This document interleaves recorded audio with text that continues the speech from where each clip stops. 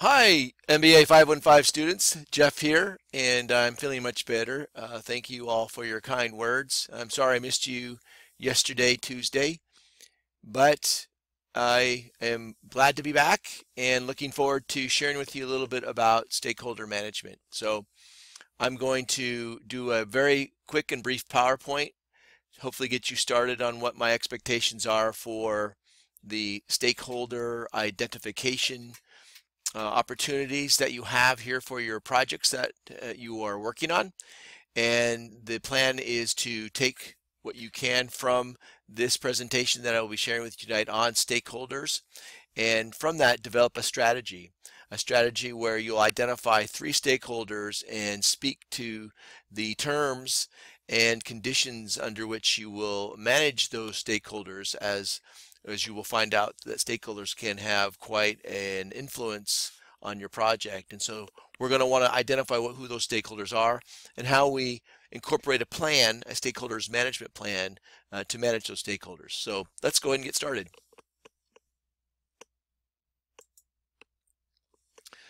So what you see here is, of course, the opening of this presentation, which is stakeholder management. And the idea here, of course, is to put together a thoughtful strategy. So as we move collectively here through the presentation here, there we go. What is a stakeholder? Well, a stakeholder is, let's look at this project definition. Project stakeholders are persons and organizations such as customers, sponsors, the performing organizations, and the public that are actively involved, keyword here, actively involved in the project, or whose interests may be positively or negatively affected by the execution or completion of the project. So you can see that I put in red here what I think is important to understand, and that is this idea that we've got stakeholders in our project who are active in that project.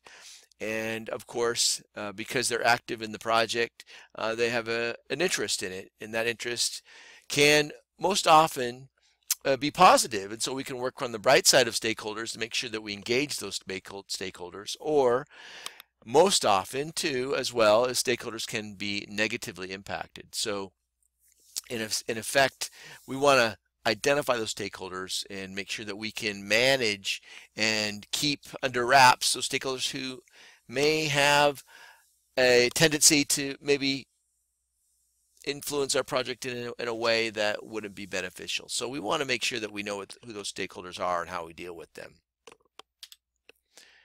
So I've come up with this little easy thing to remember, and that's the 3 I's. Of course, with the 3 I's, we can identify, we can, through that identification, find out about stakeholders and how they will influence our project.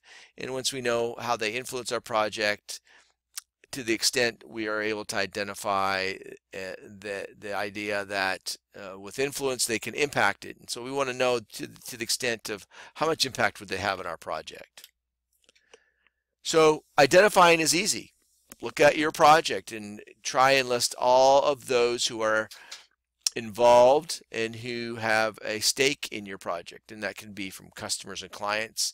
As you can see in this list, I'm not going to go down and name everything on this list, but you have to look at your project and essentially identify those stakeholders of all those who would have an interest. So for example, when we think about a construction project, as you all know, I'm teaching construction management and a lot of years of experience managing construction projects.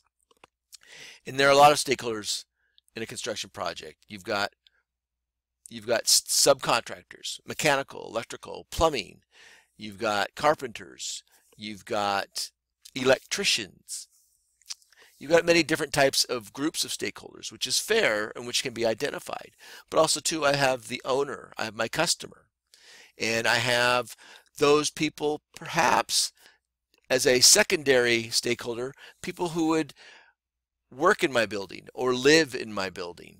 And knowing the stakeholders in that secondary realm, so to speak, would give you opportunity to think how that stakeholder would be implicated in your project and how that might impact your project. So be exhaustive in your attempt to identify all the stakeholders, and make sure that once you've identified them, that you've got a list that you can start to evaluate and start to make some decisions on, in effect, what implications they would have within your project. So I want you to hit the pause button right now. And after you hit the pause button, I want you and your team to get together and identify stakeholders in your project, but also identify the top 3 stakeholders that you think are the most important to be thinking about on your project. Okay? So identify a bunch of stakeholders and maybe find 3 that are really important. Okay, do that right now. Hit the pause button.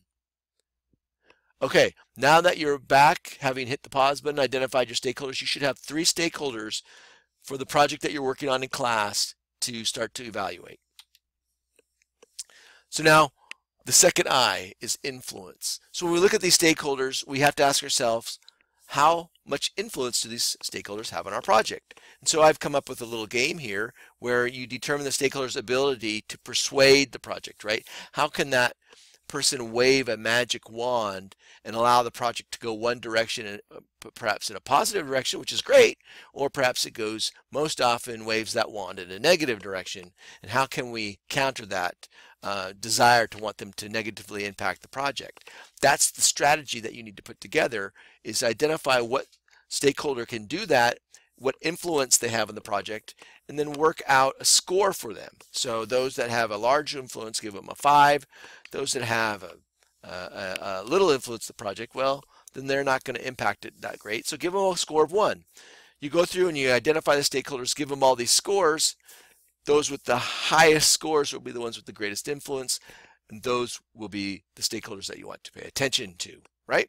Okay, so hit this pause button number 2 time to identify the stakeholders that have the greatest influence, and do so by giving them a score, whether it be a 5 for a great amount of influence or 1 for a small amount of influence. So do that right now. Hit pause now.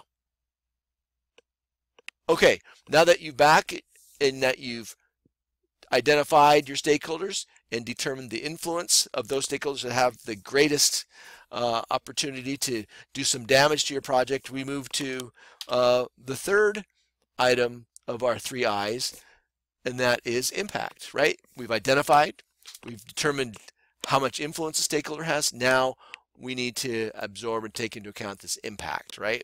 So impact, well, impact, can it be internal or external?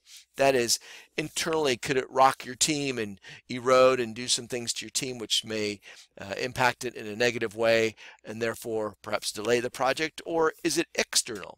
Could that stakeholder have some sort of external effect on the project? Perhaps it be political, perhaps it be public relations, that might send signals that are detrimental to your project and allow it to go in a direction that you didn't want it to. So how do you manage those types of influences and those drastic impacts that they have on your project?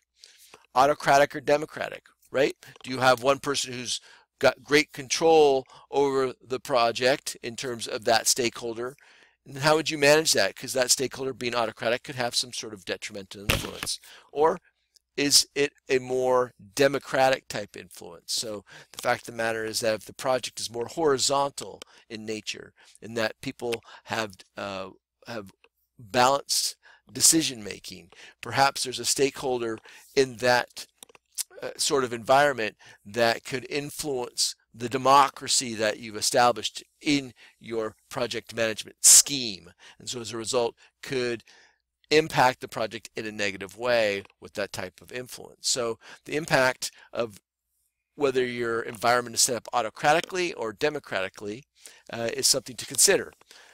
Conservative or liberal, right? Consider the idea of your project environment being conservative or liberal, and how that impact of that project environment might be to a particular stakeholder that could have a great impact or influence on your project, right?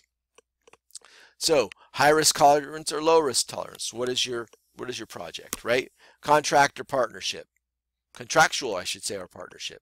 Hierarchical or collaborative, is it vertical or horizontal, progressive or traditional, forward or status quo? Here, we have to hit the pause button, number 3. What is the impact of your 3 stakeholders now knowing the project organization, right? How does that going to impact the type of organization that you have, that stakeholder? And then also, grade that stakeholder as high, medium, or low in terms of impact. High being the greatest impact, low being very minimal impact. And as you can see, I've got the KISS, which is really just saying, keep it simple, stupid, right? The KISS concept is to keep it simple, stupid. So right now, hit pause button number 3. We'll hit pause button number 3 right now and evaluate your stakeholders in terms of its impact right now. Okay, welcome back. So in summation, what we have is the sum of the parts is much less than the whole. And that is basically saying that 1 plus 1, 1 plus 1, or I plus I plus I, or identification plus influence plus impact is equal to 4. No, not really.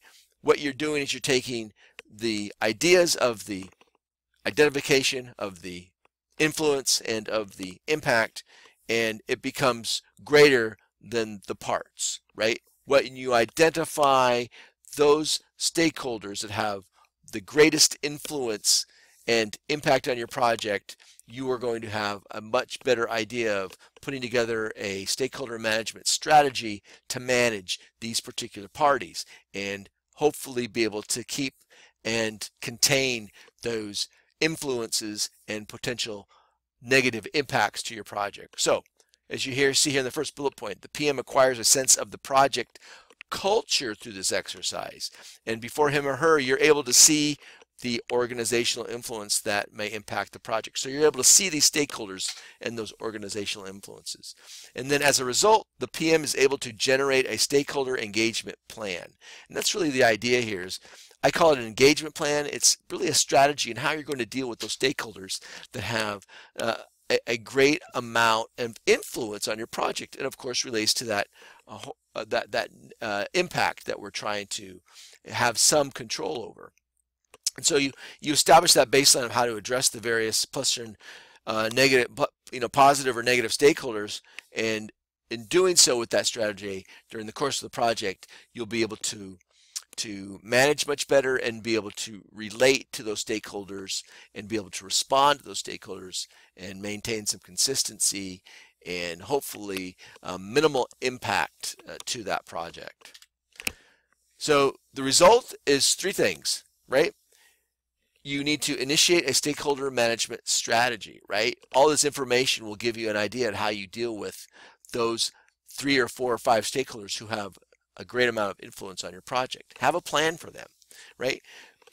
Once you've been able to do that exercise, you now, as we're all familiar with the communications plan, be able to start to set pace for a communications plan, in that a lot of the minimization of the impact of those stakeholders who will affect your project, well, it's done through communications. Not only the ways and means of how we communicate to people, but also the communication methods themselves.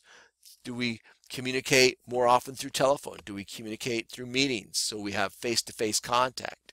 Do we communicate more through emails or through somewhat asynchronous communication as opposed to synchronous communication? All these play a part in the formula and your crafted strategy on how you're going to deal with these particular stakeholders. And then finally, when you have all that set up, you have laid the groundwork to establish expectations. So there are no surprises.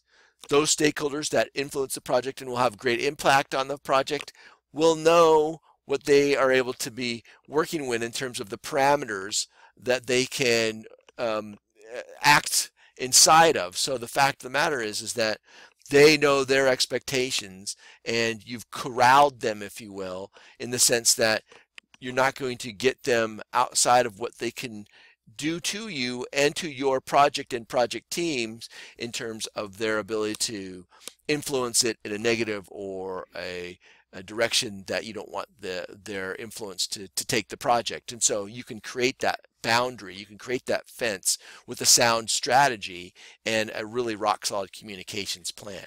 So think about that when you're putting together your stakeholder management plan. It's very important to know how you're going to go about treating and creating a project environment that